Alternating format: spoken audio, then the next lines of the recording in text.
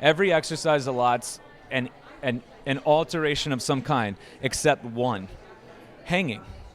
You can't shift to make anything easier when you dead hang. Your brain hyper freaks out more than it ever would. And so literally somebody who's just processing and battling, throw them up on a hang, and they literally will just raise their level of being able to process whatever the hell they're going through. Everybody will hang in my office. Yeah, grip strength's important, blah, blah, I get it. But that is so much more beyond from a brain development standpoint. And they're doing it in brain balance centers or mental health disorder centers, like stimulating brain by just a dead hang. Very simple. That was chiropractor and sports performance expert Dr. Tommy John speaking on the neuromuscular benefits of hanging in athletic performance. You're listening to the Just Fly Performance Podcast.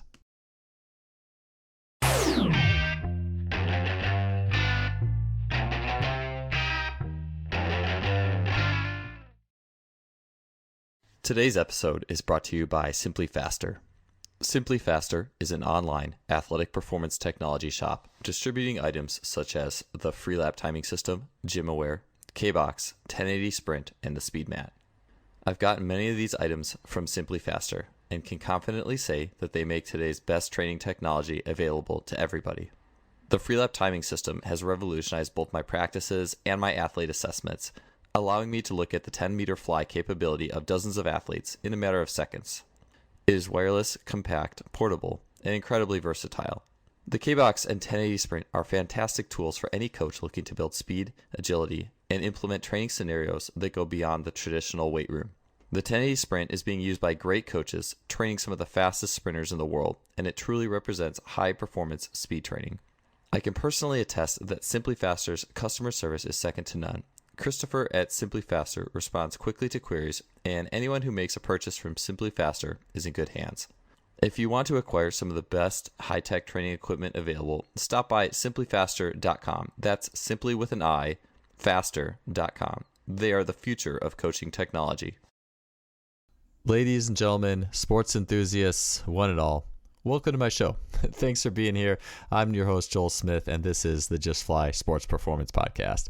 Hey, so today we have two things that are really cool about this show. One, it was recorded live and in person yet again. Well, not live because it was last Sunday, but in person with the dynamic chiropractic duo of Dr. Tommy John Jr. and Alex Lee. So many of you know who Dr. Tommy John is. He is the son of the Major League Hall of Fame pitcher, the original Tommy John, who had the Tommy John surgery on the UCL. And Dr. Tommy John's mission is really... you look at how that surgery has increased tenfold since the 90s, and Dr. Tommy John is doing incredible things in the youth sports performance space in not only battling against early specialization, but just educating people on how to develop young athletes from a holistic perspective. He has a book called Minimize Injury, Maximize Performance, which is excellent. Not only do I think it's awesome, my wife gives it like 6 out of 5 stars. She loves the book, and just with our 2 young children. So an awesome book. Tommy John is doing incredible things in his space. Not only obviously great in the world of youth injury prevention, but he is an awesome trainer. He has strong Jay Schrader influences, as well as being just a creative and intuitive mind who is one of the coaches and trainers who I've met personally who does an incredible job of blending mind and body and spirit in training. And you'll see that as he talks throughout this show. The other guest we have is Alex Lee. Alex is a guy who actually introduced me to the methods of Dr. Tommy John. And Alex was actually my first gateway workout into how you really do the extreme isometrics. And a little background on Alex as well. He had a back injury himself. He was a 4-year starter at Woodford College in baseball. Dr. Tommy John Jr., enter Dr. Tommy John, brought Alex back through correct neurological training, 2 years of not even doing barbell work, just basic body weight work that brought Alex back to a high-functioning level. Alex went on to play semi-pro ball, and now he is in chiropractic college at Life West University. So Alex and I have had some awesome conversations on training. He has taught me a lot, and the first time I ever met him, he took me through the isometric protocol, what Dr. Tommy John would coach, and the intention behind it all. And from that day, I never really saw the isometrics and training athletes the same. It really made a strong impact in my own training and life. So I'm so pleased to bring the show with these two to you today. Before the episode, we played like around the world basketball. We were throwing full court shots and just trying to figure it out and just having a blast. We were going down the slides, these big concrete slides at children's parks, and just having the time of our life and just like remembering what it was like to be kids again. And after that, we sat down at a cafe, shot this podcast. It's a little noisier than I had hoped. I do apologize for that. It wasn't that loud when we walked in, but it progressively got louder. And throughout the episode, I was like really crossing my fingers and hoping it would turn out well. So for those of you listening, I am getting my feet wet in the world of live in-person podcasts. So just imagine you're there with us, just having a conversation. And these two are going to dig into the neurology of training, how to master the body weight aspects of training, and not only that, but also the mental aspects that go into a total well-rounded program. This neurological work, it's very intense. It's not like do this very simple, easy walk in the park rehab exercise, you're going to be great. You'll see just how far down the rabbit hole like real serious neurological work can be when you draw the full spectrum of the athlete into the equation. So Dr. Tommy John and Alex are going to talk about basically being a better human, as Corey Schlesinger mentioned in last podcast, from a neurological perspective. They're going to talk about how fatigue can be a teacher. They're going to talk about how spending time away from weights can be effective when you use maximal intention isometrics. They're going to talk a little bit about the field of chiropractic and sports performance, as well as a few other cool things in this really enjoyable conversation. I wish I could spend every weekend hanging out with these guys. It would be awesome. But for this little glimpse into my life and this hour at a time I got to spend with them at a cafe, I hope you guys enjoy it. So let's get to the show. So in coming off that back injury too, because one of the things I wanted to kind of dig into today is like I know you went through the traditional S&C experience and obviously Tommy's methodology and everything in that world of Jay Schrader as well, and the neurology, it's a lot different. And so what were some things that you feel like were not conducive to your situation prior to meeting Tommy from a physical training perspective? And I'd like to get the lifestyle as well, and then also just what was the physical before and after? Like, what were some big landmark changes? Yeah, well, and this is nothing against where I went to school, but it just seemed like a lot of NCAA schools didn't have like a good 4-year progression program. Like, freshman year you're coming in, let's say blank slate, you don't really know, anything. You don't know how to navigate the weight room. You don't know any of these things in terms of how to progress, and you're trusting that where you're going to go is going to be, somewhere that you're not just going to be better at your sport, but just a healthier, more robust, athlete in person. And well, I guess going back to what I said, that's not really where I ended up. So, I guess where everything with Tommy came in, it was such a different approach that I feel like, we always talk about the athletic training pyramid, like building up that big foundation at the bottom so that the skill at the very top can actually shine and show.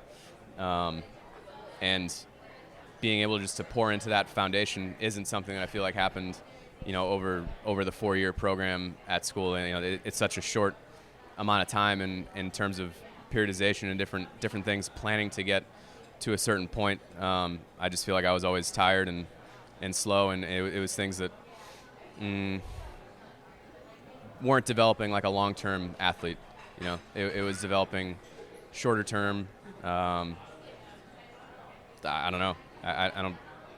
I'm sure you see it, and you have seen it, and that's ultimately what's led you to where you're at now with a lot of the questions you've asked and things that you've tried to develop for your own athletes. Yeah, right on. I mean, I think one of the big things we had talked about too is like things at the top of the pyramid, like obviously heavy barbell training would be a higher of the pyramid, whereas just basic human training, and I think just basic human training, it can never be understated how important that is. So what were some things just to move like a better human that you guys were doing, like just to kind of get back? Like what were some basic exercise progressions, things to be a good human from physical and neurological standpoint? So one of the basic ones, and I still use this today, I did it last night at a talk I did with a group of 10 to 12-year-olds, standing on one leg. just showing the maturity neuromotorly to be able to stand on one leg. Alex's glutes and his feet were not communicating, and one of the simplest, easiest pass-fail you can do is literally just stand on one leg to rewire that. And we would do, hours of it total, and then building off of that, and then getting back to just movements, right? So before we load anything, we should be a good mover before we load the move. So it was a lunge, it was a leg elevated lunge, back leg elevated lunge, the squat, the deadlift, push-up position, hanging, push-pulls, bracing, anti-rotate. Like, it was a lot of basics. And then what he found is we could just fatigue the entire system to adapt without straining one of the most strainable joints in the spine, sitting at the L5-S1 joint, junction. And he was like, I'm failing all over the place. I'm crushed. My body is just, but nothing hurts. This is unbelievable. I'm like, isn't it? Like, I even get still excited that we can still, in the face of whatever we're dealing with, stimulate and adapt at any level that you're willing to put intention behind. I don't know what you remember. I remember the shock of just a new program and having it be radically different, and having all these all these questions at the end of the day when I was about to go to bed, like laying there like, man, maybe I could have stuck it out a bit more. And it was things that you'd say. You'd be like, man, you're going to be going to bed tonight and you're going to be thinking, I could have held on for another like 5 seconds. And it's going to, I don't know, not ruin your day, but you're going to be neurotic and, and you were dead on. But it was always that wanting to do better than I had done the time before. And ultimately, what I think everything boils down to with the whole approach to training with this is I got so in tune with what my body needed and wanted all the time that it was great to have Tommy as a resource, but you get to a point where it's like, I'm just going to trust what's going on in here, and it's going to tell me the right things. Right. It's going to tell me when I need to rest. It's going to tell me when I need to, when I have more in the tank, when, if it's just something where I'm not digging in deep enough and gritting because, I do have it physically in my reserve right now to do something. And, yeah. Yeah, so that being a lot, you talked a little bit about like fatiguing to adapt. And so, that's in the realm of like the isometric stuff, right? Like iso lunges, standing, push up, all that stuff. And where it's just like, and you mentioned how that plays in with the back, but like what do we get in the fatigue elements when you guys get into that iso stuff where the fatigue is coming up? Like how is that something that you guys are like utilizing as like a teacher, or how do you guys play with that? So what's cool is that the brain doesn't know we're training and it's positive. It senses system is being threatened and if you could create the right environment, it thinks it's going to die. So it will do the gnarliest things ever to survive. And if you can literally create an internal environment that I'm going to die or my leg's going to hit the ground or 5 minutes are going to be up, the changes in the face of fatigue, because Dr. Andrews, world-renowned surgeon, said 3,600% increase in injuries when kids play fatigue. And then he goes, now how do we prevent fatigue? and everybody's gonna be like, oh, it's training. Like, well, staring at a screen fatigues you. Sleep, food, our emotional state. Like, there's so many things that go into it. But if we're just talking about the training, my gosh, in the face of fatigue, being able to be precise because we've kept it so simple. And so in the blinding fury of burning and shaking and doubt and fear and death, you can pull your toe up and lock your knee out and tighten your stomach, you know what I mean, and bring your chest tall. And then worst case scenario, you fail. Yeah. You regroup at 2 breaths, 3 breaths, a slap in the face or a shot of, and then you get right back up into it. And you keep repeating this, and the brain will heighten certain things to survive. We're just creating that life or death on everything. I like the idea of, and Alex, you said it when you were working out one time, it's like take something really simple and make it maximally intentful, and like you can, it's almost you want to get like an iso lunge, like try to hold an iso lunge as long as you can. Like what starts to happen? And for me, it's like it's interesting to see like, okay, my quad's gone. Oh, now I feel my glute, like things like that. But also the idea of I will die before I get down with this lunge. Or like I've heard people talk about like when they work out, like on other podcasts, like acting as if you're working out to like save your family or something. Not just not just on working out to, I don't know, be good because I want to be great. Like trying to almost draw in these other, and it's like, well, it's modern man, right? Like, how much do we really have to work out to save our family anymore? I mean, Right. maybe on some, if it's like you're buff and you look good, it makes you more money or something, I guess. But like, not really. It's not like I'm in shape to like be a better hunter and a better fighter or whatever it took. And I think that, but we need that yeah. emotional cue at the Yeah. at the front of our brain, Yeah. because when things start to get real, when you are training, you need something to fall back on, or else you just right away you just stop. And that's, well, you're not going to get any adaptation. Nothing's going to happen desirably to get you to where you want to be ultimately if you have goals in training. So I think you had talked about like the greatest emotion, like the most powerful emotion is love. Like, Sure. and always that's almost like could be linked to survival too. I think it's all kind of in that same loop. Yeah. Yeah. Like love of life or Yeah, love of, yeah. and I tell people that all the time when they walk in, listen, if you do this right, it's going to be the toughest environment you've ever been in. That's why my office is so calming. And everyone's like, oh, it's so healing. Yeah, but it's also calm because we're trying to keep your system so down so you can amp it up so much. And they're like, what? Like it's like a water flowing torture room. And it's like, no, because everything's going to check your why. Single suggestion I'm going to make is going to be to check your intent. And if you don't have that clear picture, usually based around something you love, whether it's your family, yourself, your job, not challenging who loves what and what's right or wrong, but whatever that is, it's coming. And if you don't have it, you will just dip out, and that's cool. But then your expectation of your gains or adaptation is not going to be there. And that's fine too. Just don't expect it to, and don't come back, this didn't work, because it always works. It's a principle. It's a law. It's there. Yeah, that's, to me, it's like, and I think before I even talked to you the very first time, we had talked about like the pipes, and I think you were the one, Alex, who talked about the pipes, the Jay Schrader idea, stimulating an athlete physically. See if I can remember it on the spot. Physically, emotionally, psychologically, emotionally, and spiritually. And like, I think you got it. Yep. Yeah, I did get him. Oh, sweet. Yeah.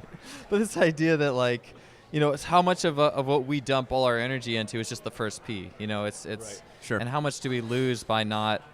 And I even just think it's cultivating the practice of awareness, of like just really reading an athlete on a multiple levels. Like, it's funny. It's fun. One of the most fun things for me in the the weight room is that experience where you challenge an athlete to do something that's out of their comfort zone, and either people are just wired for that stuff and love it, or some people just have a block. And as soon as you see that block fall down, and sometimes it's out, they're just going like, ah, Yeah. and you just use it's usually accompanied with this groan, like it's almost like they have to get in their body to change it. They can't stay in their head. They have to do something that puts them in their body. And now I can get to this next level. And I think we lose that because a lot of us are so afraid of fatigue. And yeah, if going to fatigue on a set of squats that makes you lift like shit, like, yeah, I get like, no, let's not do that. But like an ISO is the easiest way you could possibly do that. Right.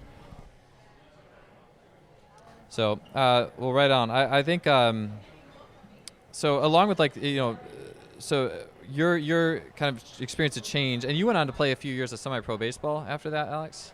I played 4 seasons, 2 in Europe, 2 in Australia, and all okay. back to back in a 24-month span. So, but yeah, so that was about a year and a half after getting under care with Tommy and training, and just got to a point physically where honestly injury wasn't even something that was on my mind anymore. I was like, my back is so naturally braced right now with what I've done in terms of rehabbing and just getting myself to a higher physical level that I'm at a level where there's nothing that could possibly hurt my back or anything else in my body. And it was when you have that confidence stepping onto a field or a court or whatever it is, it just makes you it puts you in a different level, different stratosphere. And I wasn't playing at the highest level, but I feel like I definitely genetically hit my peak, and I'm cool. And I got to 27 years old, and I was like, this isn't fun anymore. I'm done. I'm out of here. And hung him up.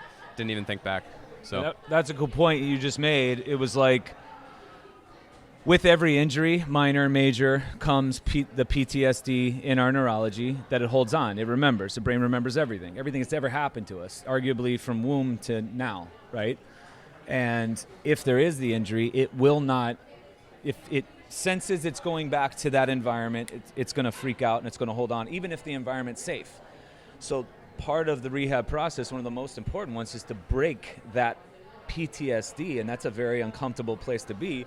He got there, and what it then allows is you to not even think twice about it. You just go, and we're not delusional. We're not distracting somebody so they don't think about it. You're actually putting yourself in a healed spot, and it works the same way emotionally, right? Like, I'm not an emotional anything, but when you hear people talk about healing from an addiction or a divorce or a death or something, they almost have to bottom out because something has to be stronger than what was imposed to break that pattern, that injury pattern, so to speak. And when I did, so much of the ISOs and all this training can be done anywhere, right? Like, it doesn't have to be in a gym. But I remember, probably 2 years later, stepping back into a weight room with weight and actually starting to move stuff around and being like, oh my God. It was like the scene in Unbreakable with Mel Gibson, or Bruce Willis. Bruce Willis, when he's putting like more paint cans on the bench press. I was like, I've never been able to bench, squat, deadlift this. Like, what's going on? And I didn't. But when you can get to a place in your head where you're training everything max effort, physiologically the adaptation's insane. Yeah, I was gonna ask how long you went away from barbell work, right? Because that's like about 2 years. That's always the thing, right? Yeah. It's like, oh, we couldn't get away from barbells for too long. Like, it's like, that would just send shudders down so many people's spines as if like, but it's like, I don't know, like how many. Go work manual labor for 2 years and carry like bricks like at in a full squat all day. I don't know. Then go back and lift, see what's gonna happen. Yeah, I was just, we were talking about the ISO dips in the bottom position a little bit. And it was one of your videos, Tommy, seeing that and hearing someone talk about it inspired me to really get after that. And I swear it put within 2 weeks of doing it for 5 minutes, like total time every day. I think my bench went up about 15 pounds and I haven't been benching. It's just like I got back to benching. Wow. I was like, damn, that's a lot easier than it was last time. Like, I don't know what happened, but like, and ultimately to me, it's almost like what you lift.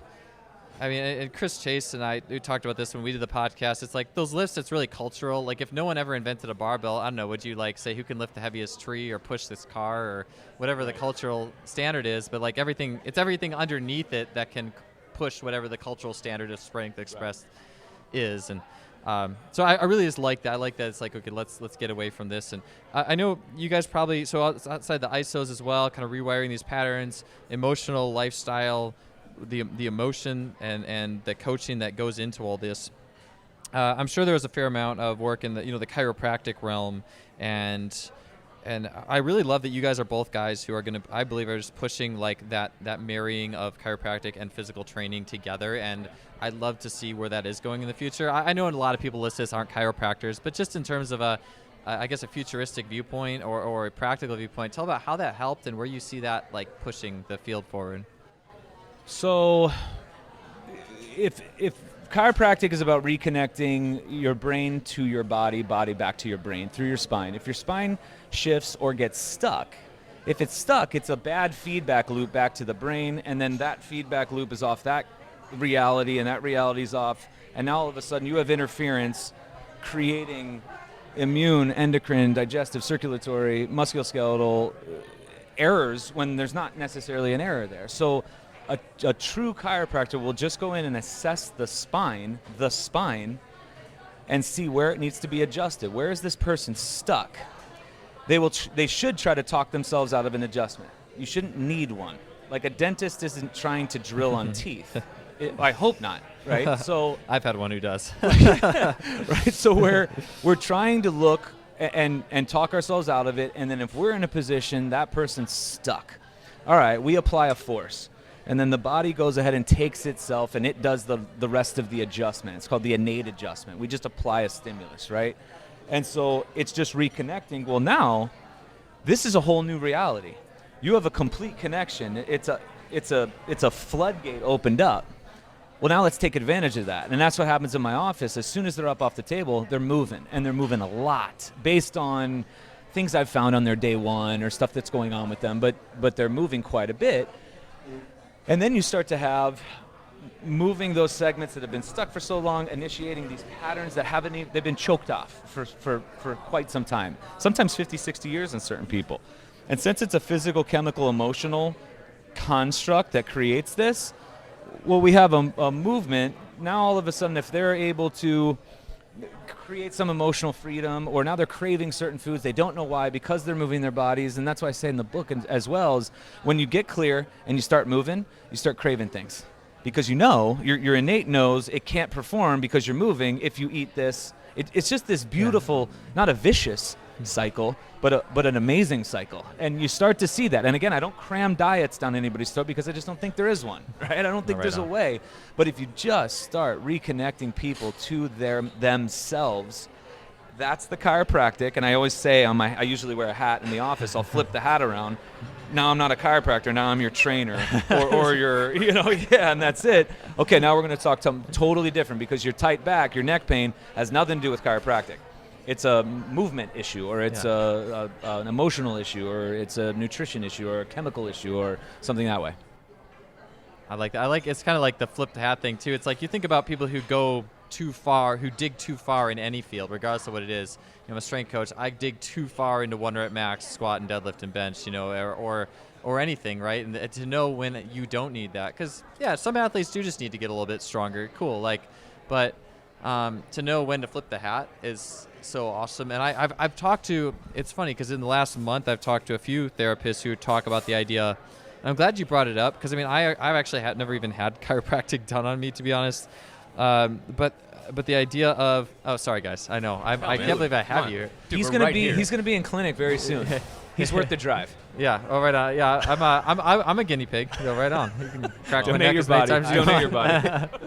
your body. But I was gonna say just hearing people say, look, if I can get away with not giving you intervention, that's the best thing, and to know when that's the case, because I was, the Brett Contreras, the latest Brett Contreras podcast I had was just what drives him nuts is the nocebo effect. Oh, this is wrong with you. You need this. Nocebo. Yeah. Like, you're out of line. This muscle's weak. You better do this every day. And if you could just avoid that by having them go do it, it's almost like Jeremy Frisch talks about tricking kids into doing exercise, tricking people into doing something that gives a corrective benefit that's not necessarily I guess, quote unquote, fix something that's wrong or adjustment.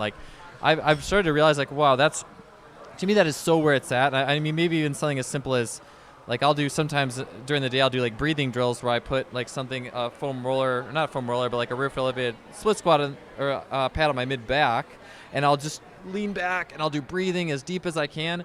And every time I do that, I feel stuff popping and almost adjusting back in my thoracic spine as I'm breathing as deep as I can. And I think to myself, am I getting a similar benefit by doing this as if someone was to work? I mean, I don't know, but I know I feel good when I stand up, and the way my mind is when I stand up from that is different too. Like what you were saying about, it's almost like I'm in this thought alignment now because my posture is straight and I'm breathing, and then I go back to my desk or whatever I'm doing, and my day is different. And I always try to make sure I have that in my process. So, all right on. So I feel it seems like I remember as well, there was one time where one of my continuing education courses, it was just for the sake of muscle, weakness and correction type thing. But there was someone there who they were working on her, some weak muscle or whatever, I guess weak, quote unquote. and the guy was looking at her, he's like, oh no, you have a disc out of alignment. And he's like, he wasn't a chiropractor, so he got a chiro. He's like, hey, you're a chiropractor or something like that. And they adjusted her neck there, and that actually fixed the muscle, and she was just a totally different just totally different, her everything, her face, her the way she was going around. So that's when you said that's what reminded me of that in particular. And I think she definitely needed a adjustment, it seemed like. So, and that's why I try to tell people, the body is so good, it shouldn't need as many specialists as we have, but sometimes it gets stuck. Yeah. Sometimes. Most of the time it'll self-adjust. Sometimes that's not something you feel, hear, sense, but for the most part it will. I'll never forget, I had a woman who was coming to me for tennis elbow. That's the lateral elbow. That's fairly easy to fix. She was pain-free within a certain amount of time. She was playing tennis. Well, now she's feeling so good and doing so well and functioning so well, she kept going, as is what we hope, ongoing wellness care, right? Which is why I don't take insurance. And so she comes in at the 5th month. I first didn't need to adjust her. And I check hard. You don't need to adjust you. She's like, what? And she wanted it, but I didn't, there was nothing I could give her. So now, We got a whole month of checking her 3 times a week for a month. Month 6, she comes in Monday at 9:30 a.m., and I'll never forget it. She needed 3 segments adjusted after being clear for a month. So something's going on. Yeah. So I asked her physical, chemical, emotional questions. Physical, any falls, traumas, any new trainings, anything I should know about? Nope. Chemical, did you tie one on? Are you doing new drugs? Did you do a new pharmaceutical or a cleanse or a detox? And it's just this state of change that I need to know about before I do something. Nope. Emotional questions, those are relationship questions, right? So how are the kids? How's, me and my husband got in a fight Saturday night. This is Monday now. Saturday night, the first time divorce was ever talked about. So inside her body was a bomb, and that emotional then changed her physiology enough to choke off nerve flow in 3 different segments. Now, here comes the thought in me. I'm sitting there after hearing this, okay, if I don't adjust her now, could she fix herself? Possibly, right? Totally. I have to put that out there. But I don't want her going another second choked off. Let's just get this, and then let's be aware that this happened, and now address this. And that was the time I started diving into emotional health and saw that hypnosis and meditation were the 2 that can get into our subconscious. I'm like, done. And then I started meditating, and I'm celebrating like 4.5 years now of just rocking meditation for that, So kind of a powerful thing where I could have not intervened, and I was, because one of the lone people who really, really try to not do stuff, and I'm like, I got to do this because she was clear, and there's a good chance she's in a better state to be able to self-adjust. Damn it. All right, I need to let her know that this is what's going on. Here's what we're going to do, and here's how we're going to move. And then sure enough, after that, she was cleared up right after that, held.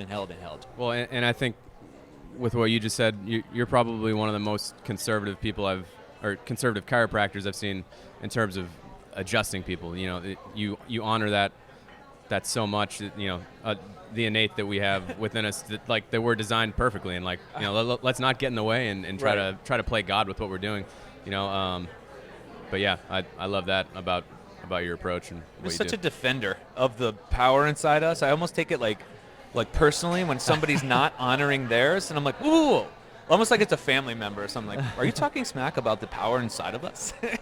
I'm like, wait a second, it's amazing. You've got this. I don't know. And then I try to just be as congruent as I can to maybe a fault if business-wise, but that's okay. That's what it's all about, though. I mean, it's the same thing. I was just talking with Corey last episode about, just let the client be the ambassador. And I feel like that's almost the first circle, of awareness that you step out of. And it's when you're on their side, it's whoa, that athlete or client has so much more power than I thought. They're like, wow, I just let them, try that drill for 10 minutes without coaching them, and they figured out themselves, oh, they didn't need me. Whoa, they're crazy, right?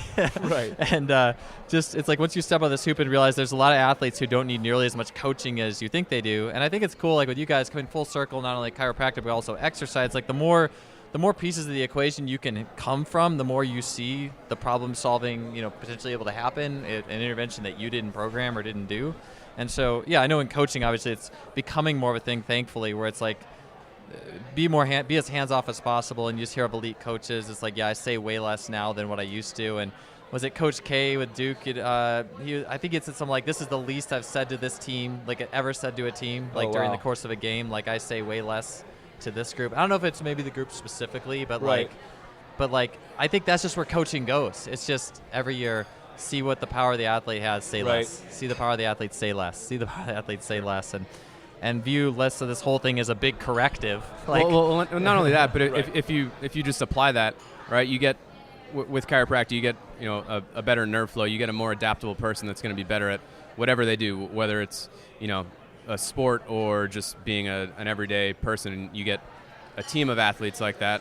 They're going to just be better when they can let that flow out of them and come from that area, and then they're better in every aspect of their life, not just playing a game on a field. That matters so little in the grand scheme of everything, which I don't know if that's, well, anyway, I think we're all kind of on that same wavelength a little bit, right?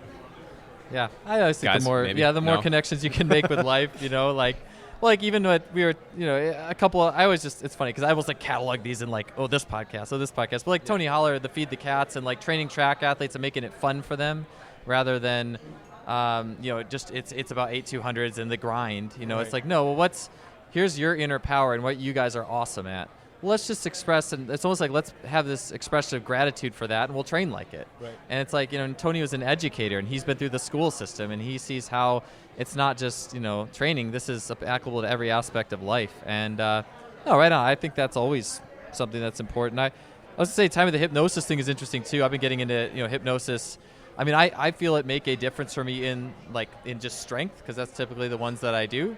But I could totally see. I read a book. It was called The Cure Within. It was just talking about like hypnosis. Like in the 50s, there was like hypnosis-based healers, I guess, like who had worked at hospitals and like would cure people through hypnosis. It's like to think, every aspect of the human body. It just kind of makes me think too about like almost if you can like adjust, the body can self-adjust, like how much the nervous system really controls. Like there's so much in here that can do way more than we ever thought it could. Right. Yeah. And I mean, I think it's almost just like, I've talked about this with like Dan Fichter too. It's almost like we're just at the tip of the iceberg with just how much the brain and the nervous system can really do. And it's like the emotions, the buttons. Yeah. I don't think we're supposed to know. Like if we could fathom, research comes along, new discovery, but it's been happening since the dawn of man. You just discovered it. Yeah. Do you know what I mean? It's not like it's a new process. It's been occurring. Now you can like quantify it or objectively put a label on it or systematize it or whatever. I just think the permutations of billions of options that the brain can go is more vast than any stars in the known universe, and that's known universe. We don't have any idea about anything, and that's just so great. Like, let's just leave it right there and know that it's powerful and be humble to it and grateful and move on, do our part. Yeah, I can't say not how many, but like some of the majorly powerful systems of training or therapy that I have experienced. Heck, even the extreme ISOs, right? Like, do we know exactly why an extreme ISO works? Or even like, and I don't know. The scientific broken down answer would be boring and almost just takes the magic out of it. Just, I don't know, just appreciate it. Just appreciate that this works, that the human body is capable of this. Yeah. Ask me in 10 years. I'll have a different answer because it'll be completely different. It's not like a salesy answer either. It's like just try it and do it. Yeah. Like try anything. Yeah. Yeah. So moving forward into like some kind of like, I guess we could call it issues in training, right? And we just at the playground seeing kids like play and run all over the place and slide down slides and problem solve. But obviously, every time we talked about this last time, your new books about this is just this injury epidemic through over specialization and through that course, like, I mean, how do we start to like, we have an athlete, maybe who's like, I don't know, 14, 15, 16, who's only doing one sport. They haven't played multiple sports for a few years. And there's injuries that are creeping up because of that. How do you approach that? An athlete comes to you, how do you approach that? So here's what's interesting, okay? And I confirmed this with a woman named Angela Hanscom, who wrote, she's an occupational therapist, 30 plus years of experience. She wrote Balanced and Barefoot, and has started Timber Nook. It's this outdoor activity, the benefits of being outdoors, getting these kids outdoors. Because I noticed that when I run my athletes through exams, there's problems that are stemming from 0 to 3 years old. Like if we talk about primitive reflexes, those should be integrated by 2 at the latest. If they're sustained, what the hell is going on from 0 to 2? It's not youth sports. So it has nothing to do with specialization. So wait a second. I'm talking about sports. I'm trying to say it's bigger than sports. Let me go to an expert in this. And so I had a half-hour conversation with her. She didn't know sports were falling apart. And when she heard that, she's like, oh my gosh. Now, when I talk to her, she goes from womb to 12. We're raising our kids. It's backwards how we're raising them. I call them the 3 S's. It's screens, seats, and swaddling. Excessive confinement to prevent movement. Now there's over 400 seats to sit babies upright so they sit in one place, but they're not supposed to sit in one place. And now they're bearing weight in their spine and they can't. So now you have this lack of free play, lack of motor development, lack of integration of all the senses, which there's 7, and not all of them, proprioception and vestibular being a part of, taste, touch, smell. Like the kid that craves only 3 foods also isn't a good mover. Very interesting, right? Yeah. And so when all that's integrated, what she's seeing is learning disabilities or, on the spectrum of variation. So now, if we hold that, and I asked Frisch about this, and I said, let's say I get the 14, 15-year-old who comes in. who from womb to 12 missed 12 years of free play. Am I supposed to go into that 14-year-old and start training? Like, what does that mean to that person?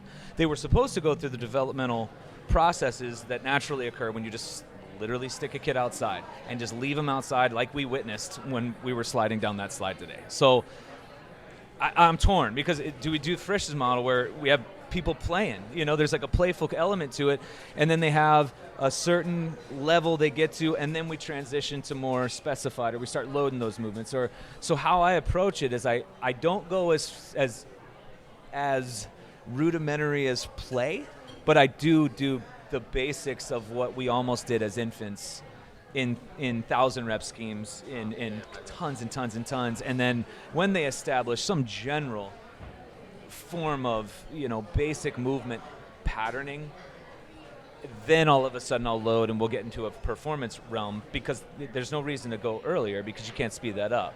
And how much time that takes, it's up to the person, the intent, the nutrition, the screen time, the sleep, everything else that goes into play. So that's the challenge.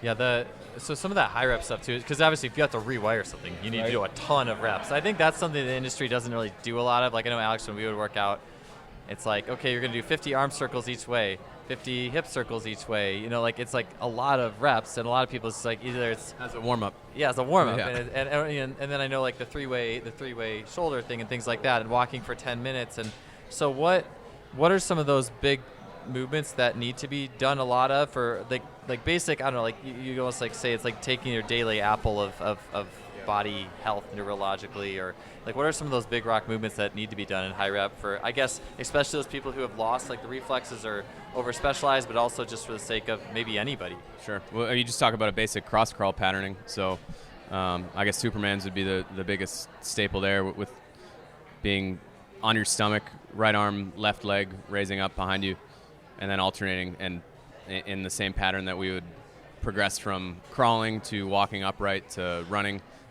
Just a pattern that is more or less lost and not really trained as much as it needs to be, and strengthens extensor muscles, everything in the posterior chain, which is something that if you're just thinking about our development as a human, Tommy says this all the time. Starting off in a C shape, in a little ball when we come out, and then we start getting on our stomach to try to lift our head up, and then the cervical curve, the curve in our neck starts to develop, and then we start to get upright and bear weight, and we start to develop a lumbar spine, and we get to a point where we're upright and we're walking and we're really, really strong up until, I don't know, age of 4 or 5, like the kids that we saw today at the playground. They're just moving perfectly, and then we get to a point where we start sitting and screen time is a lot higher, and that's happening in elementary schools now, and you get kids that start to revert back to that C shape, kind of everything slouched forward, head pitched forward, and getting away from that, just the extensor muscles in the back being able to posturally hold us up. I'd say if you had to pick 3 movements, that'd be like number 1, like with the firm, like bullet point star, like that one for sure. And then I don't know if we had to go 2 more, probably something either lunge or straight leg raise barefoot to train feet, and then something upper body like hang from a bar to, feet and hands need to be very, very strong. That's how we experience our whole lives, and if those aren't strong, we've got nothing really. Yeah, hanging. I know Jeremy talks a lot. Fritz talks about like baseball guys who can't even do monkey bars, like 12 or 13. Yeah. There's just nothing there. So. I love 4 movements. We might have touched upon this last podcast, but it's squat, deadlift are movements. Squat, deadlift movement, like some sort of a split, whether it's a one-legged squat or a lunge, and a press and a pull, and then all the other stuff in between. So we're talking about high reps. How do we get away with high reps in a squat? Well, you can do a hold. Yeah. And then I guess in theory it's oscillations. Yeah, that's high reps, right? Yeah. So it is still high reps, but we're just not seeing it at the level that we would visually maybe. But if I do 1,200 hip circles. So 1,200 hip circles is the last 74-year-old that came in. That's a warm up. That's the start, and it's not even a warm up. It's just his hips That's where we go. Barefoot, 1,200. Takes him a little while. Yeah. Another gentleman who has a hip replaced, 1,200 takes him about 4 minutes to just knock out bing, bing, bing, bing, bing. Wow. You know what I mean? And then we go through 3,200 shoulders. It just happened to be that day, and all right, and that's, just ingraining that stuff. So I don't know, those 4 moves, the squat or deadlift, a split stride of some kind, a push, a press of some kind, and then a hang. And the scap now I'm using as my psychotherapist because, not mine personally, well, sometimes mine, but in every sense, if our brain senses threat, it thinks it's dying, it thinks it's getting damaged, so it will shift itself to buy comfort or relief or safety. In a lunge, it'll rise up, shift your hips back, drive the front heel down on the ground, put your hands on your knee, cast your hips, fall forward. Something will happen. Every exercise allots an alteration of some kind, except one, hanging. Yeah. You can't shift to make anything easier when you dead hang. Your brain hyper freaks out more than it ever would. And so literally somebody who's just processing and battling, throw them up on a hang, and they literally will just raise their level of being able to process whatever the hell they're going through. Everybody will hang in my office. Yeah, grip strength's important, blah, blah, I get it. But that is so much more beyond from a brain development standpoint. And they're doing it in brain balance centers or mental health disorder centers, stimulating brain by just a dead hang. Very simple. Yeah, this is just me always playing around. Every time I work out, I can't just do a squat or a clean or wait 3 minutes and then do it again. I have to do stuff in between. So I'm always I always just find myself just doing handstands or hangs. Hangs is one of my favorite things, or one-arm hangs, or just screwing around on the monkey bars. It's just where I want to go. Right. I don't know. It's Totally. just such an innate thing. So yeah, right on. I like the idea too of just that if it's neurological, reps are needed, and you hear about the people in the Jay Schrader videos. It's I did so many glute ham raises for all this time, and I thought I was gonna be dead, but then I went on the court and I was all, I felt I got to every ball is so fast, Right. And that's all neurological. It's the neurological reps that those creates. That There was some athlete in the other day. My ceiling's 10 feet, and this pitcher jumped, and he could scrape, just shy of scraping the ceiling. And we did stuff. He was all throughout the session. He was trying to revisit it. And he's just getting a running, just jump, just vertical jump, no judgment, no anything. And he's a hair from touching it. Then we did a fairly ridiculous leg methodic. It was a kind of higher load, held for 10 seconds with some jumps and some other things. And it was full, complete cash. Rest 5 minutes in between, and we'll repeat 3 sets. It was gnarly. So gnarly I didn't even participate with him. I'm not doing it. He's like, you going to train with me? I'm like, absolutely not.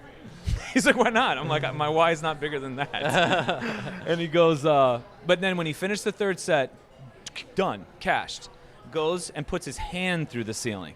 And then he stands and looks at the ceiling, and he's wondering why. Now, we get into explaining why that's possible, and then he's like, wait, what?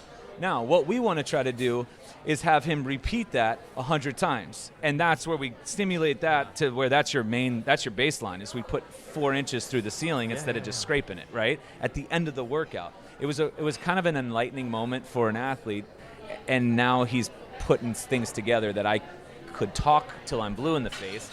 And even I love seeing it in real, theory expressed in, experimentation and real, experiential. Yeah, things that bring out, we talked about, things that bring out that innate Superman inside of anybody, where it's Right. it's almost that's more of it versus traditional, and I look at this in track and field a lot, where it's okay, now run like I say, get your knees up and do this like I say, and you're going to be slower for a little while, but you're going to be faster when you get it. That's always what is said. But it's how about we see what makes you good in this session right now that lets you be the best you, unleash your inner Superman or Superwoman, and then let's build on that. I always like that type of idealist a little bit more than that down the road. And it's really good. It's always enlightening, and the nervous system is such a cool thing. So in terms of so I guess I'll go with this too. In terms of over specialized, obviously free play, but then reps are the right things. But this is always an interesting thing to me, is the parents of these kids. How do we? And maybe this is. I feel like it's.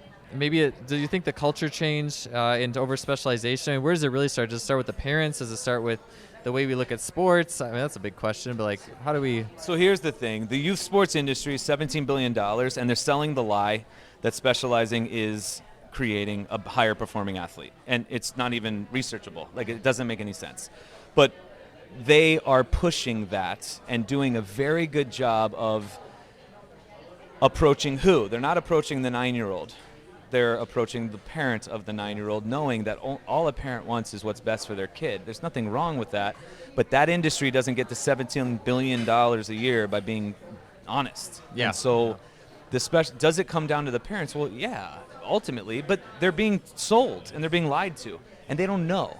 And then they're terrified and scared of all the information that's out there. Who do I trust? There's so many people coming at me. You're one of the only 2 people saying the opposite. How are you? And I'm like, listen to me. Go with your gut, but if you need help, just Google specialization. The research is behind you. It's behind what I'm saying. The other side doesn't have anything behind it. And clearly, something's not right. Like, clearly, we are just failing with concussions and pediatric ACL tears and Tommy John surgeries and stress fractures and being medicated for anxiety and depression. Like, it's not even sports when you talk to Angela. She didn't even know sports had an issue. So it's a cultural deal, and that's why I try to say that the solution will not come from some specialist, doctor, trainer, a facility, or wearable technology that everyone's going to try to sell. This is going to save everybody. It's coming back to the family unit to raise this culture, raising these kids regardless of whether they're playing sport or not, because this problem is so much bigger than sports. Yeah, that's so well said. And I feel like, yeah, is it really? It just is so funny to me to see how like growth-minded economy. It's like, rather than let's fix the problem at its source, let's take advantage of this and make a training program for it at the end of the tunnel, or a rehab program, or when it's like, I don't know, just, I mean, I think you see it all when you go to the park and you see kids, running and playing and going down the slide. And like, if this was our culture, instead of, you think about those kids, in like 6, 7, 8, 9, or 10 years, and now they stopped doing that, and now they're doing one thing, and like, it's crazy. It's almost as if you could see like the shades like a year at a time. What would you see? It's interesting. What is it? What's the Gen now? Gen Zers? Probably. What's the late? I don't even know anymore. But I was talking to somebody and they were bragging like, oh my gosh, yeah. So this generation is so much more. They've been labeled. They're more sophisticated and advanced because they can navigate a phone and operate an iPod and do all this stuff. And I'm like sitting there as they're going ahead over all these accolades that this generation is amazing. And I'm like, but their immune systems deplete. They have higher allergies. They're not they're chronically injured at 20 and can't stand on one leg or tie their shoes or have reflex problems and developmental disorders more than ever. But somehow we're advancing. I couldn't think more. We're devolving. Beyond devolving.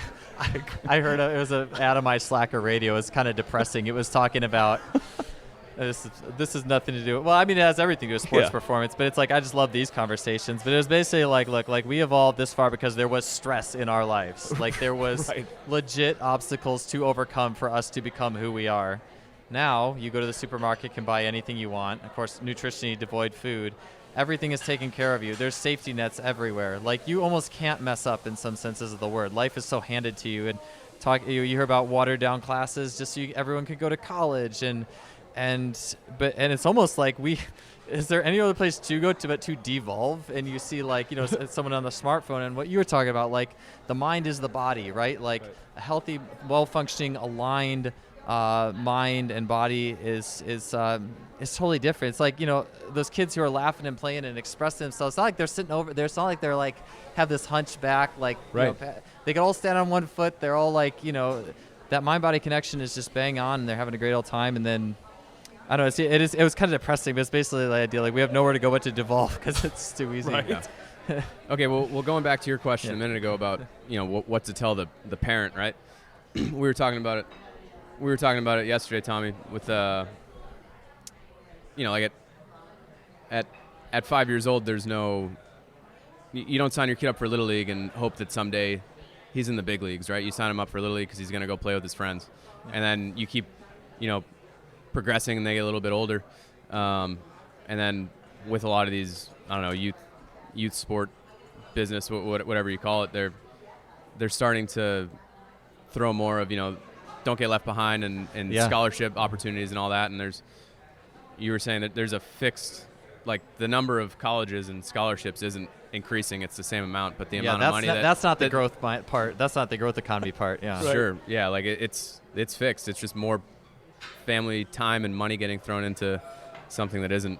It's, well, It's interesting. Yeah. A little off tangent. I coached at Wilmington College Division III in the Ohio Athletic Conference. This is just track and field, but every now and then I just go and see how like the conference meet's doing, because to me it's almost like the what people are running in that conference, and it's gotten worse, significantly worse since I left. Nothing to do with me. This is just the conference as a whole, and like, just I don't know. Is it are kids just less interested in track and more interested in other sports? You know, is it just harder to get kids to do that? Like, and I think about, yeah, I think there's a lot there. I think, you know, the FOMO is a big thing too, right? Like the parent who thinks, oh, if my kid doesn't do this league, you know, like, and maybe we need more case studies too, where it's like, look, like, you know, Steph Curry didn't do AAU, or like, to really highlight the people who didn't do that, and then maybe even the people who did and it didn't, like, you know, you didn't get to that. It's like everyone wants the scholarship, right? Like, it's just an interesting thing. That's why I talked to Angela, and she had said, I said, what specifically is it about the parents? Because it is the parents. And as I said, if you research, it's all behind you, and that's your defense. That's your reasoning behind it, to making these decisions against specialization, or in the face of the majority coming at you. I said, what is it about them? What are you seeing outside of sports? And she goes, a parent worries too much about what other parents think of them. Social media is helping that, right? Like what you portray and put out there. And then another thing is you're putting your identity onto your child, and that can't happen. Some form of your identity. So she said those two things right there, which I thought were interesting, because they have nothing to do with sports or specialization or anything else. It's just whether you participate in sports or not. But that's it. Don't worry about who next door is doing what. And that's very hard for a parent to do that for themselves, let alone in the face for their kids.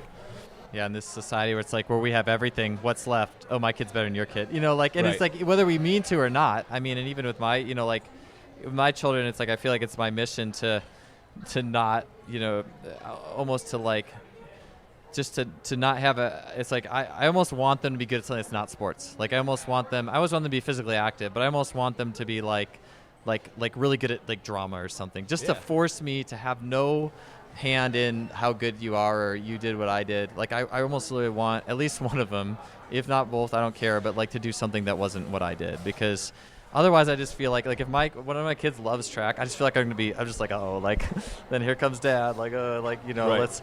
and so I just feel like that whole bit of it is definitely a big thing, especially in a society that definitely has everything. I do want to get one more question before our time is up today. And so this is super basic too, and kind of back to training as well. But this is just, maybe you could even consider this like a lightning round question of sorts. But if you could choose only one, so you get to do, and let's just say this is for, I mean, I guess you could say, let's just say for generally healthy, athletic-driven population, you can pick one body weight exercise, an ISO, whatever, one barbell exercise, and one ballistic, like a plyometric exercise, and that's all you have to train athletes with. Yeah. Which ones do you pick, and why? So I would go with the barbell being deadlift, some variation of a deadlift, whatever that means to you. Body weight, glute ham. And ballistic is Russian lunge, or vertical jump to Russian lunge, or calf jump to vertical jump to Russian lunge. Russian lunge. Some Russian form lunge. of Russian lunge, Yes. period. Done. Awesome. I'd probably say the same, and then maybe instead of glute ham for body weight, just walk to the gym instead. That'd be the only difference. Walk to the gym. 10,000 steps. I don't know, whatever it is. Cool. 5 miles each way, uphill in the snow. I love it. Any reason, just out of curiosity, and you guys have more experience with this. For me, I'm just in lunge world. I'm in 5-minute lunge 10 times a week world, so I don't know. And for some reason, we don't have glute hams in our gym anymore. We can make them. We can like arrange them by manipulation, but it's not the typical glute ham isn't just sitting there per se. But any reason the glute ham over the lunge, just out of curiosity? I just love it because it's not in gyms. Like, do you know what I mean? And It's so Russian. I love it. I love it. It's so it hits all those 4 areas that we can't see, like a deadlift, like an RDL would too. Do you know what I mean? Like, but just tested last night a kid who had a torn UCL, Tommy John ligament inside his elbow. Extension, raise his leg. The pattern of firing should be glute, hamstring, opposite low back, same side low back. Everybody's hamstring fires first, and then glute comes in second. Getting back into that, I think the way we do the lunge with the front heel off the ground and pulling with the front hamstring, I think that satisfies, because when we did the programming for the book, Vladimir was immensely involved in that whole thing. Like he's just such a programming genius, and I suck. And I admittedly suck at programming. I'm not about to claim anything, so I'm like, dude, I need help. But we're also putting out programs that the nation's going to take on, minimal equipment. What would we do? And I go over and I'm like, we don't have much hamstring, but let's think about this. So then we go leg curl. He's like, no, if they do leg curl and if they do the lunge, shit, that's going to be hamstrings like to the max, whatever. And like, he's right? So the fact that it's not there often, and I love it, and I had it in my living room in chiropractic school as a chair. There was like couch and glute ham and they are easy to make if you do them. Frisch has them with the pommel horse and a piece of wood against the wall. Right on. He was doing it the other day. So.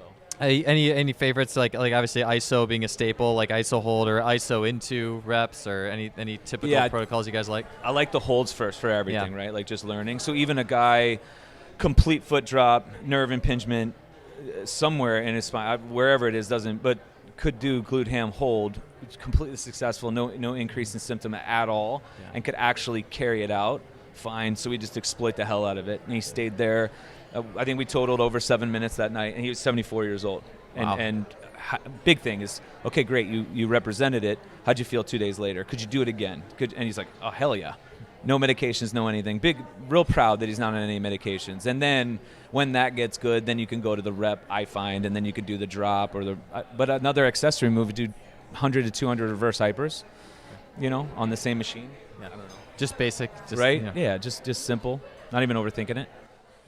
That's similar to what I heard. Pat Davidson at Rethinking the Big Patterns just talk about high rep hamstring training, basic high rep hamstring training. Standing leg curl with the cuff weight. Yeah. You know what I mean? Just knocking those out. So cool, guys. All right. Well, hey, thanks for being a part of my second in-person recording. Appreciate it massively, and this has been a heck of a day. So thank you guys so much for being on. Yeah. We appreciate it, Joel. Thank you.